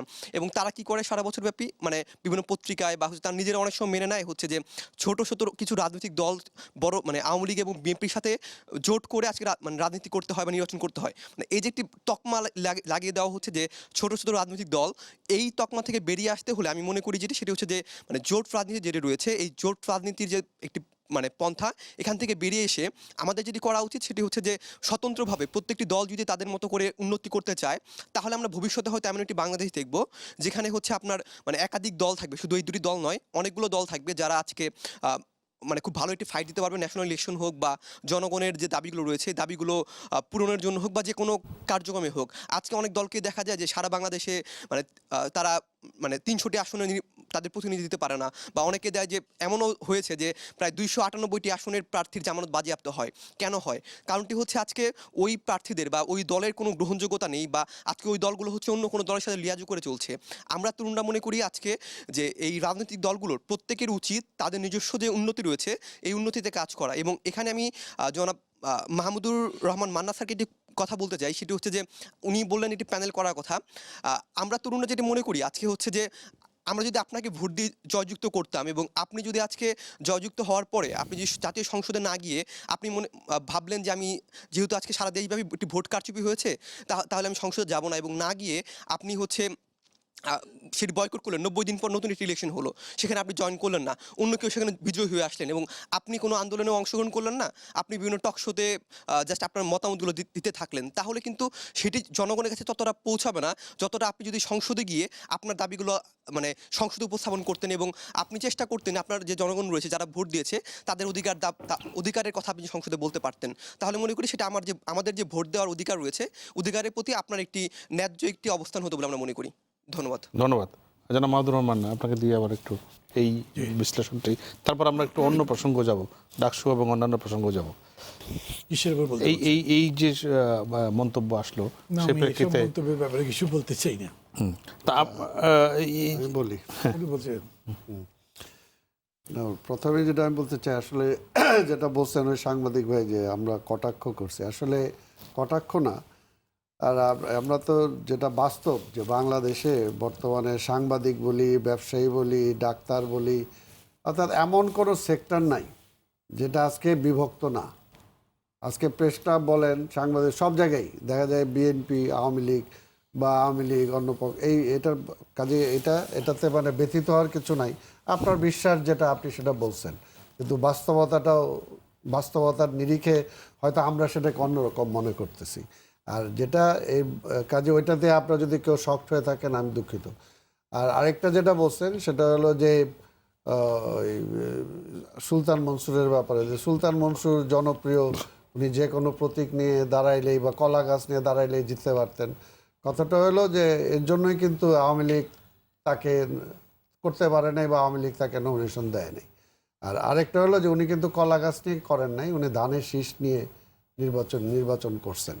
কাজে আরেকটা হলো এটাও ঠিক যে হ্যাঁ এটাও আপনার কথা আমি মানি যে তা ওইখানে মারাত্মক জোয়ার ছিল সেটার পক্ষে এই দুইটা জায়গাতেই। আর এটা এই দুই জায়গায় না, আমাদের বক্তব্য হলো এটা সারা দেশেই এই জোয়ারটা ছিল, কিন্তু ভোটই দিতে দেয়নি মানুষকে। আগের দিন রাত্রে যেটা মনে হয় যেটা বলছে, আগের দিন রাত্রেই ভোট তারা নিয়ে গেছে, যে কারণে আজকে জনগণ ভোট দিতে পারেনি। কাজে এখন আপনারা যেটা বলতেছে যে সংসদে যায় দাঁড়ায় বললেই হবে, সংসদে দাঁড়ায় বললেই কি গণতন্ত্র প্রতিষ্ঠিত হয়ে যাবে এই দুইজন যায় বললে? বা সংসদে যা এই দুইজন দাঁড়ায় বললেই কি প্রতিষ্ঠিত হয়ে যায়, ভোটের অধিকারটা ফিরে পাবে? কাজে বিষয়টা হলো যে আজকে গণতন্ত্র আমি মানি, কিন্তু গণতন্ত্র মানি পাশাপাশি বলতেছি গণতন্ত্র রক্ষা করার জন্য মানুষকে ভোট দেওয়া যাবে না। অর্থাৎ ভোট দেওয়া যাবে না, ভোট দিলে আর গণতন্ত্র থাকবে না, বিষয়টা হলো এমন।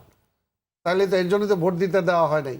তো কাজে এই বিষয়গুলো সচেতনভাবে আজকে আমাদেরকে চিন্তা করতে হবে যে আসলে এটা বলে আমরা কোথায় কোথায় নিয়ে যাচ্ছি।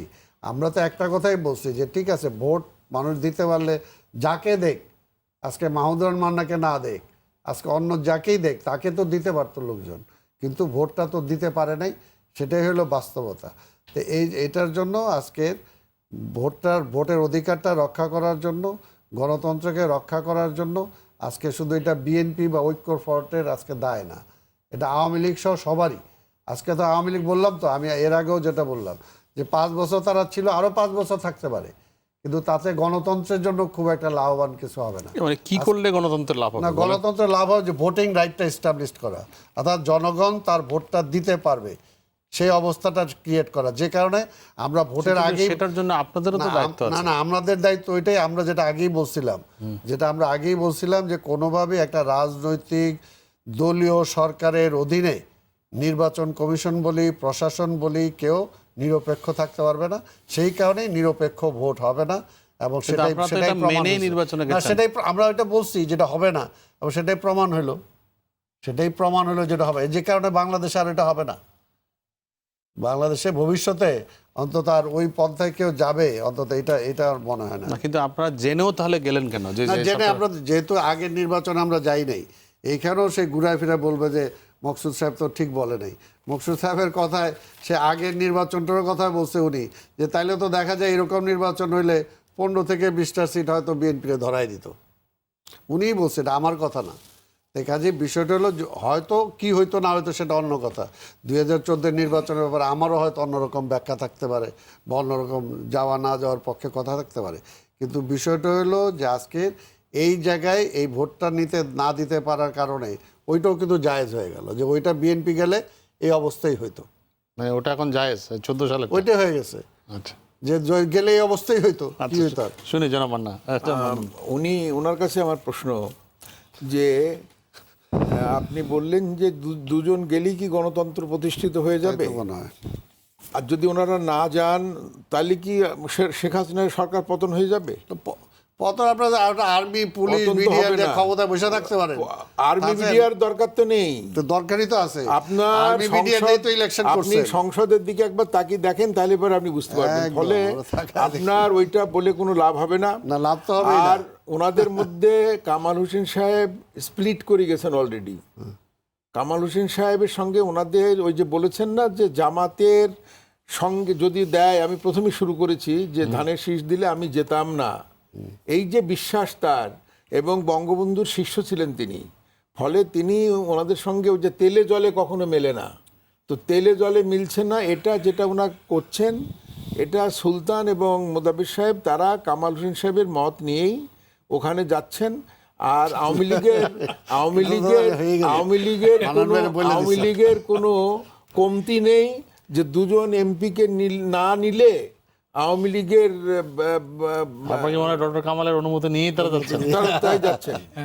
তাই যাচ্ছেন। আপনারা হাসতে পারেন, কিন্তু তাই যাচ্ছেন। ঠিক আছে, আপনারা, আমি না, উনি হাসুন, ওনারা দুজন হাসুন। আপনি যখন হাসছেন, এবং এইটা যদি সত্য না হয়, এটা কিছুদিন পরে আপনারা দেখবেন, যদি এর সত্য না হয়, এবং এদেরকে দল থেকে বাইর করবে না, কাকে বের করবে ওনারা?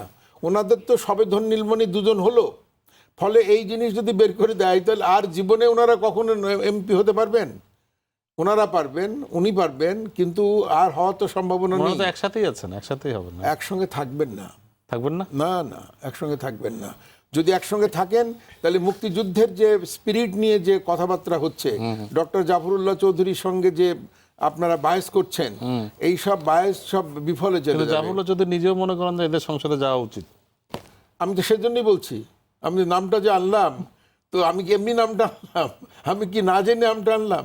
এবং সেটাই হবে। তবে একটা জিনিস হচ্ছে যে আমাদের সকলের উদ্দেশ্য এক হওয়া উচিত।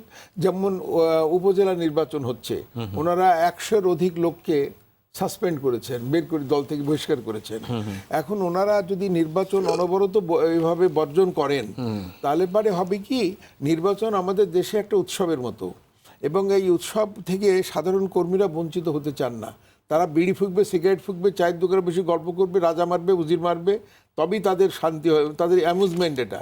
ফলে ওনারা যে মানুষকে রেস্টেইন করছেন বারবার, এটা দলের জন্য ভালো না। এখন আপনি বলবেন যে ওনাদের ভালো নিয়ে আপনার চিন্তা কেন? আমার চিন্তা হচ্ছে এই জন্য, আমি বলবো বলে অপেক্ষা করছি না আমার চিন্তাটা কেন শেষ করে আমি বলবো। আমি সেটা বলি। সেটা হচ্ছে যে গণতন্ত্রকে সুদৃঢ় করতে হলে, গণতন্ত্রের বিকাশ ঘটাতে হলে খুব উপযুক্ত পরিমাণ বিরোধী দল দরকার, খুবই স্ট্রং বিরোধী দল দরকার। সেই জন্য আমরা ভালো একটা বিরোধী দল চাচ্ছি, যে বিরোধী দল, এই বিরোধী দল থাকলে গণতন্ত্র গার্ডেড হয়। সেই জন্য আমাদের নিজের স্বার্থেই, ওনাদের স্বার্থে উনি তো উত্তর দিতেনই বলছেন, আমি তো সেই উত্তরটা দিয়ে দিচ্ছি যে সেই জন্য এটা দরকার। আমার কথা হচ্ছে যে আপনারা এই যে নির্বাচনে অংশ নিচ্ছেন না, এতগুলা উপজেলা আপনাদের কত চেয়ারম্যান ছিল, তারা সমস্ত মনক্ষুণ্ণ হয়ে আছে যে কি হলো একটা। কিন্তু ওনারা তো নির্বাচনে যাচ্ছে, মানে দলীয় ভাবে যাচ্ছেন, ওনারা বেড টেড করে দিয়েছেন, দলীয় ভাবে না, অনেকে যাচ্ছেন, অনেকেই যাচ্ছেন, এবং তারা পাশ করেও আসবেন, এবং ওনাদের লোক থাকবেন, এবং ওনারাও একসময় সংসদে যাবেন। 90 দিন হতে তো অনেক দিন বাকি, দেশ তো কেবল চলছে, গাড়ি তো চলছে, 90 দিন বাকি। ফলে আজকে আমরা যে কথাটা তিনজন এখানে বলে যাচ্ছি, প্রত্যেকের প্রতি আমরা শ্রদ্ধাশীল। আমরা মনে করি যে আমাদের সকলের উদ্দেশ্য হওয়া উচিত সুগঠিত গণতন্ত্র এবং গণতন্ত্রের বিকাশ, এবং বহু রক্ত, মুক্তিযুদ্ধ এবং বহু ত্যাগের বিনিময়ে, এবং এই আমাদের মার্চ মাস আমাদের গৌরবের মাস, আমাদের অর্জনের মাস, বঙ্গবন্ধুর জন্মের মাস, স্বাধীনতার মাস, 7ই মার্চের মাস। এই মাসটাকে অন্তত আমরা পবিত্র মাস হিসাবে আমাদের গণতান্ত্রিক বা আমাদের বাংলাদেশের জন্য ধরে আমরা সুলতান এবং মুদাব্বির যে সিদ্ধান্ত নিচ্ছে, সেটাকে আমি ব্যক্তিগতভাবে, দলের কথা আমি বলতে পারবো না, কারণ আমি দলের কোনো নেতা নই, আমি একজন কর্মী, আমি স্বাগত জানাচ্ছি। এবং আমি ওনাদেরকেও বলছি যে আপনারা এসব ব্যাপারে সহনশীল হন, আরও চিন্তা করি, দেখুন কি করলে ভালো হয়, সেই ভালোটা সকলের যেন ভালো হয়, 17 কোটি মানুষের যেন ভালো হয়, সেই ভালোটা করার চেষ্টা করা উচিত। বলতে চাচ্ছিলেন কিছু? মানে শেষের কথা ধরে বলি, আগের পয়েন্টও তো আগের কাছে ছিল। এই যে ধরেন মার্চ অনেক পবিত্র মাস ইত্যাদি, পবিত্র অনেক বড় কথা, রমজান মাস পবিত্র, ইটা পবিত্র, এরকম বলছি না আমি। অবশ্যই আমাদের জাতির ইতিহাসে মার্চ অনেক উল্লেখযোগ্য মাস। তো এই মার্চ মাসের কথা স্মরণ করে আমি একটু আগে যে টিভিতে আপনাদের এখানে বসেই দেখলাম, মির্জা ফখরুল ইসলাম আলমগীর একটা টিম নিয়ে গেছেন বেগম জিয়ার চিকিৎসার দাবিতে।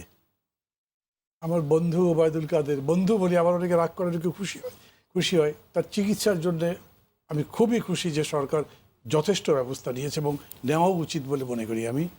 বেগম জিয়ার চিকিৎসার জন্য এটা ব্যবস্থা করা হোক না, কারণ সেটা তো করছেন না। তার মুক্তির জন্য তো ব্যবস্থা করছেন না, জামিন পাওয়ার পরেও তো করছেন না। কথাটা বাড়াবো না, একটু পরে মান্নান ভাই মনে করবেন কী ব্যাপার, মাহমুদ রহমান মান্নাকে এবার বিএনপিতে গেল নাকি। আমি বিএনপিতে যাইনি, যাবো না, কিন্তু আমি এটা ন্যায্য মনে করি, চিকিৎসার অধিকার পাওয়া উচিত। কারণ আমি নিজে 2 বছর জেল খেটেছি, বঙ্গবন্ধু মেডিকেলের চিকিৎসা বা সামরিক হাসপাতালে মানে এটাই হলো মজার ব্যাপার, যে আওয়ামী লীগ বেশ কিছুদিন ধরে শিক্ষক হয়ে গেছে সব ব্যাপারে। মানে আমাকেও শেখাবে, আপনাকেও শেখাবে, সবাইকে রাজনীতি শেখাবে। ওনারা যে কেন নির্বাচনে ভোট দিতে দিল না তাও শেখাবে, কোন রাজনৈতিক যুক্তিতে এটা সবচেয়ে সিদ্ধ কাজ হয়েছে। তারা যে আর কাউকে নির্বাচনে আসতে দিল না সেটাও যে কেন যুক্তিসিদ্ধ সেটাও শেখাবে। এবং এখন আবার তারা ডাক্তারও হয়েছে, কোথায় চিকিৎসা করলে সবচেয়ে ভালো হবে। আমি যদি পেশেন্ট হই তাহলে আমি যেখানে স্যাটিসফাইড হবো সেখানে চিকিৎসা করব। আপনি সেই চিকিৎসার ব্যবস্থা দেননি তো, এটা তো বহুদিন ধরে কথা হচ্ছে। মার্চের কথাই যেহেতু বলছেন, তাহলে ওই শ্রদ্ধাটাও জানানো দরকার আমি মনে করি। সেদিক থেকে আমি বলছি যে একটা ভোট নিয়ে আলোচনা হচ্ছে। আমি যখন বলছি সালামত নির্বাচন করেছেন, উনি বলছেন আমাদের 300 ক্যান্ডিডেট বললো, আপনি বলে সব ফালতু, এরকম বললে কি কোনো কথা হলো? আমরা কি দেখেছি, কি হয়েছে, পত্রিকায় লেখেনি। না না, আপনি বলছেন তো আমি বলছি না। আমি বলছি যে বিষয়টা এরকম যে এত এই নির্বাচন যে হয়ে গেল, যে 29 তারিখ রাতে ভোট হয়ে গেল, এটা কোন জায়গায় না লিখেছে বলেন তো? আমাদের এইখানে Al Jazeera, BBC, voice of America থেকে সব জায়গায় লিখেছে। এবং তারপরে বলে না, ভোট যথাযথ হয়েছে। এই ভোটের মাধ্যমে যে সংসদ গঠিত হয়েছে, বিরোধী দল যদি এতই চান্ত হোসেন মোহাম্মদ এরশাদকে দিত, বিরোধী দল করেছিনি। যে বলছেন যে এরা যে জিতলো কীরকম করে, আমি একটা উদাহরণ দিই শ্যামল। আমি তো ধরেন বগুড়াতে ইলেকশন করেছি, একই জায়গাতে মির্জা ফখরুল ইলেকশন করেছেন, বগুড়াতে 4টা সিটে অন্যরা জিতেছে। আমার এলাকাতে এই যে বললেন না কোনো পোস্টার ছাপিনি, আমি কিন্তু লাখ পোস্টার চেপেছি, একটা পোস্টার কোথাও দৃশ্যমান নয়, ছিঁড়ে ফেলেছে, ভেঙে ফেলেছে, পুলিশ পর্যন্ত পোস্টার ছিঁড়ে ফেলেছে। আমি আপনাদের অভিযোগ করছি, পুলিশ পোস্টার ছিঁড়েছে ওই জায়গাতে। পুলিশ একের পর এক মামলা দিচ্ছে, গ্রেপ্তার করেছে। ইলেকশন দিন কেউ মাঠে যাবার মতো অবস্থায় ছিল না, সবার নামে মামলা দিয়েছে। বহু কথাবার এই কথাগুলো আমরা বলেছি, সেই কথার কোনো জবাব দেওয়া হয়নি। এরপরে যখন এইটা দেখা গেল যে তারপরেও মানুষ ভোট দিতে যাবে, তখন 29 তারিখ রাতের বেলা ভোটটা হলো। এটা কেনা জানে যে 29 তারিখ রাতের বেলা ভোট স্টাফিং হয়েছে? এখন আমি বলবো না, ওরকম কিছুটা যথাযথ নির্বাচন হয়েছে। এবং তারপরে বলবে আপনারা জিততে পারেননি কারণ আপনাদের নেতৃত্বের মধ্যে দ্বন্দ্ব ছিল, নির্বাচনটা হলে না জেতার প্রশ্ন আসছে। 29 তারিখ রাত নিয়ে অনেক রকমের রিপোর্ট আছে গণমাধ্যমে অন্য এসছে, কোনো report কিন্তু থাকতে পারে। 30 তারিখ সকালে যে আপনাদের যে প্ল্যান ছিল যে আপনারা ভোট কেন্দ্র পাহারা দেবেন, কিভাবে যাবো? সেটি হলো না কেন? কিভাবে যাব? আমার এলাকাতে অন্তত পক্ষে 300 জন গ্রেপ্তার, কিন্তু মামলা আছে 300 জনের নামে। যেখানে মনে করেন যে এই যে একজন প্রাক্তন স্বরাষ্ট্রমন্ত্রী কি লুৎফুজ্জামান বাবর দাঁড়িয়েছিলেন, 3টা তার আপনার থানা নিয়ে কনস্টিটিউন্সি, আমি পত্রিকা পড়লাম 3 থানা মিলে 99,000 লোকের বিরুদ্ধে, মানে বিএনপির নেতা কর্মী সমর্থকদের বিরুদ্ধে মামলা। তাহলে কে যাবে? এবং মানুষ যখন যেতে নিয়েছে, আমার নিজের কেন্দ্র, আমার বাড়ির যেটা কেন্দ্র, আমার ভাই বোন সব গোষ্ঠী মিলে গেছে, জাস্ট বোমা মেরে এবং হুমকি দেখে, পিস্তল দেখে তাদেরকে বিদায় করে দেওয়া হয়েছে। আমি সমস্ত জায়গা থেকে শুধু একটু যোগ করি, ওনাদের মহাসচিব উনি সকালবেলায় ভোট দিয়ে উনি বলছেন যে ভোটাররা যথারীতি এসছে এবং ভোট ভালো হচ্ছে। তাহলে এটা হয়তো ঐক্যফ্রন্টের কথা ওনার হতে পারে কথা, কিন্তু ওনারা তো বলতে পারবেন না, কারণ ওনাদের মহাসচিব তিনি তো স্ট্যান্ড করেছেন। নির্বাচন নিয়ে অনেক নির্বাচন নিয়ে আমার একটু কথা ছিল, ছোট করে বলেন। ছোট করেই বলবো।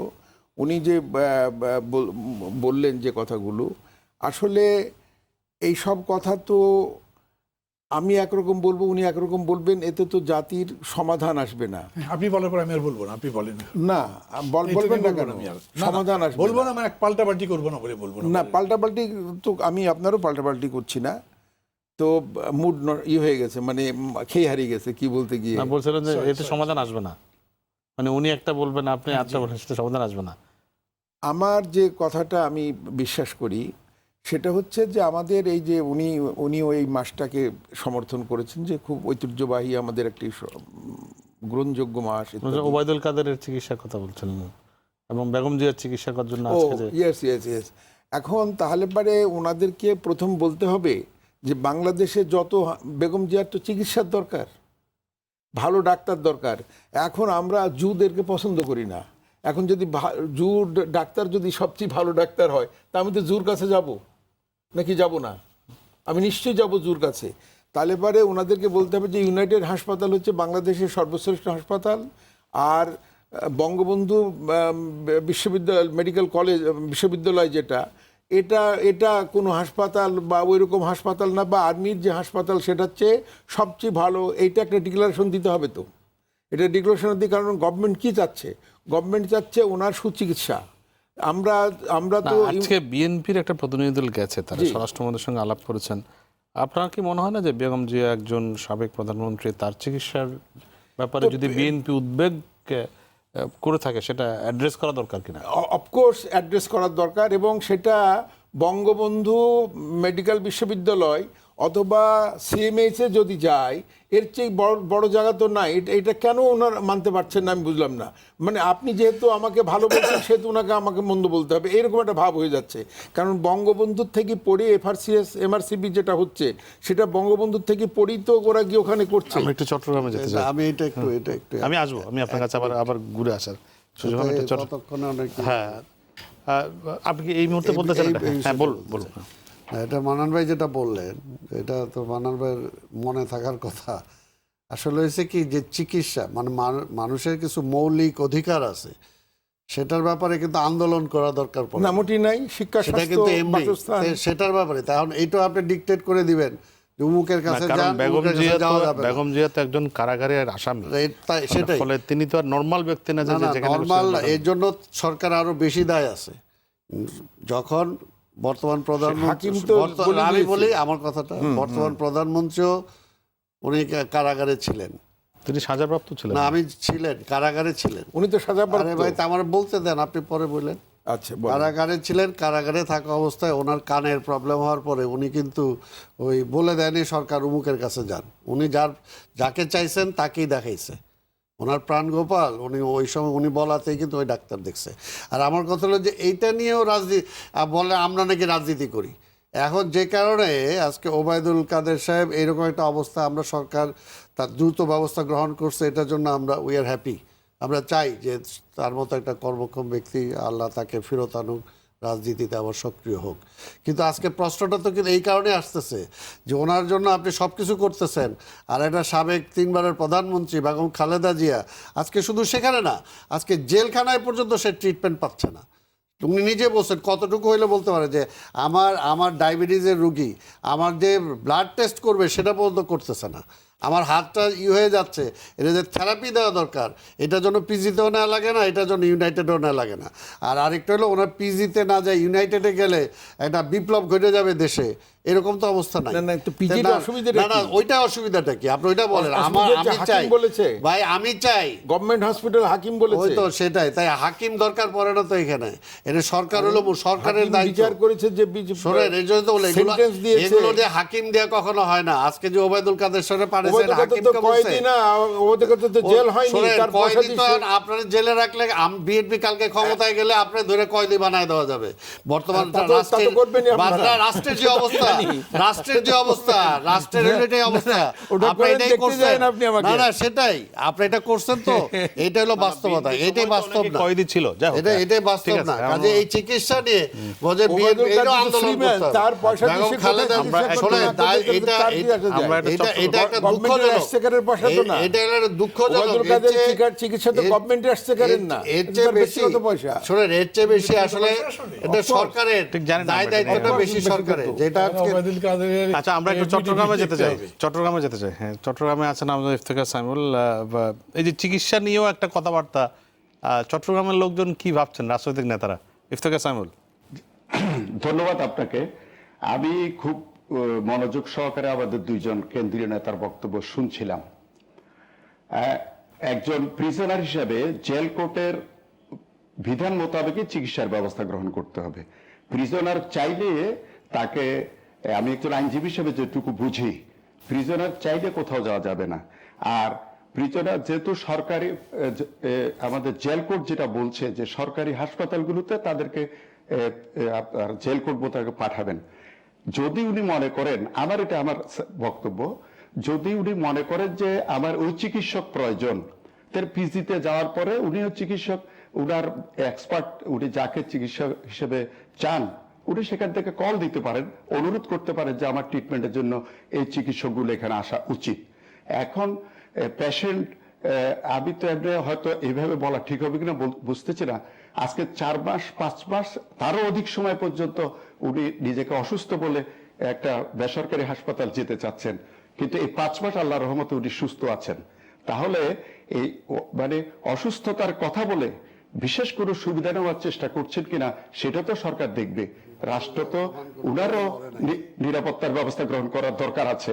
নিরাপত্তার স্বার্থে যেহেতু উনি সরকারের হেফাজতে আছেন, তাহলে রাষ্ট্র তার নিরাপত্তা তো শতভাগ নিশ্চিত করতে হবে। সেই কারণে সরকার যে জায়গায় চিকিৎসা করা প্রয়োজন বলে মনে করছেন জেল কোড মোতাবেক সেখানে নিচ্ছেন, এবং সেখানে যদি উনার ব্যক্তিগত কোনো চিকিৎসক থেকে থাকে, দীর্ঘদিন থেকে উনার স্বাস্থ্য দেখছেন, এমন চিকিৎসককে উনি কল দিলে আমার মনে হয় আমাদের হাসপাতালগুলো ওইটা নিয়ে খুব আপত্তি করবে না। আর বাংলাদেশের মানুষ, আমি যেটা বলছিলেন, আমি সাবেক প্রধানমন্ত্রীর বিষয়টাকে আমি খুব বেশি খারাপ যেভাবে বলছেন ঠিকই আছে, কিন্তু একটা কথা বলি, আমরাও কারাগারে ছিলাম, আমার সাথে আমার অনেক সিনিয়র নেতা আপনার ইয়েতে ছিলেন, ডায়াবেটিস, হাই ডায়াবেটিক ছিলেন, সেল থেকে এক কদম বেরোতে দেয়নি, সেলের ভিতরে হাঁটতে দেয়নি, সেলের সামনে একটা বারান্দা ছিল, সেটা সর্বোচ্চ 20 গজ হবে, এই 20 গজও হাঁটতে দেয়নি। উনি বলছে যে আমি না হাঁটলে আমার ডায়াবেটিস বেড়ে যাবে, আওয়ামী লীগের নেতা হাঁটতে দেয়নি। আরেকটি কথা আমি বলতে চাই, 75-এর পর থেকে আওয়ামী লীগের নেতাদের উপর হামলা হয়েছে, মামলা হয়েছে, নির্যাতন হয়েছে, অনেক কিছু হয়েছে, লাশের মিছিল হয়েছে, কিন্তু আওয়ামী লীগ তো একটা মুহূর্তের জন্য রাজপথ ছেড়ে যায়নি, প্রতিরোধ করেছে, বিজয় অর্জন করেছে। লড়াই করে বিজয় অর্জন করতে হবে। এখন ভোট কেন্দ্রে যাবেন না, ভোট দিতে আসবেন না, তো কে আপনাদের ভোটগুলা দেবে? ভোটার থাকলে তো ওনার পক্ষে ভোট পড়বে। আওয়ামী লীগের ভোটার ছিল, আওয়ামী লীগ ভোট দিয়েছে, ওনারা কেউ ছিলেন না, ওনাদের কেউ ভোট দেয়নি, এটাই তো স্বাভাবিক হিসাব। আমি মনে করি গণতন্ত্রের স্বার্থে, রাজনীতির স্বার্থে রাজনৈতিক নেতাদের রাজপথে থাকা উচিত। এতে মামলা হবে, হামলা হবে, এটা অতীত ইতিহাস, এটা নতুন কোনো বিষয় না। কারাগারে কে যায়নি? আজকে ওনারা বলছেন ওনাদের বিরুদ্ধে মামলা হয়েছে, আমাদের বিরুদ্ধে মামলা কম হয়নি। জেলে ছিলাম, মামলা হয়েছে, ফেস করেছি, খালাস পেয়েছি, আবার রাজনীতি চলছে। তো অতএব আমি মনে করি যে চিটগের মানুষ চিকিৎসা নিয়ে, এইসব বিষয় নিয়ে খুব বেশি চিন্তা এখন করছে না। যেভাবে উন্নয়ন হচ্ছে, চট্টগ্রামের টানেল হচ্ছে, আউটার সার্কুলার রোড হচ্ছে, ওভারব্রিজ, ফ্লাইওভার হচ্ছে, চট্টগ্রামের মানুষের চাকরি নিশ্চয়তা হচ্ছে, আমাদের এখানে পাহাড়িদের শান্তি সুবাতাস বইছে, এগুলো নিয়ে চট্টগ্রামের মানুষ এখন খুব আনন্দিত, উদ্বেলিত, উৎসাহিত। রাষ্ট্রীয় ক্ষমতা যেভাবে চলছে, এটা আমি মনে করি যে এটার সাথে এখন আর চট্টগ্রামের মানুষ খুব একটি বিশেষভাবে মানে প্রশ্নের মুখোমুখি বা এটা নিয়ে সংকট মনে করছে না।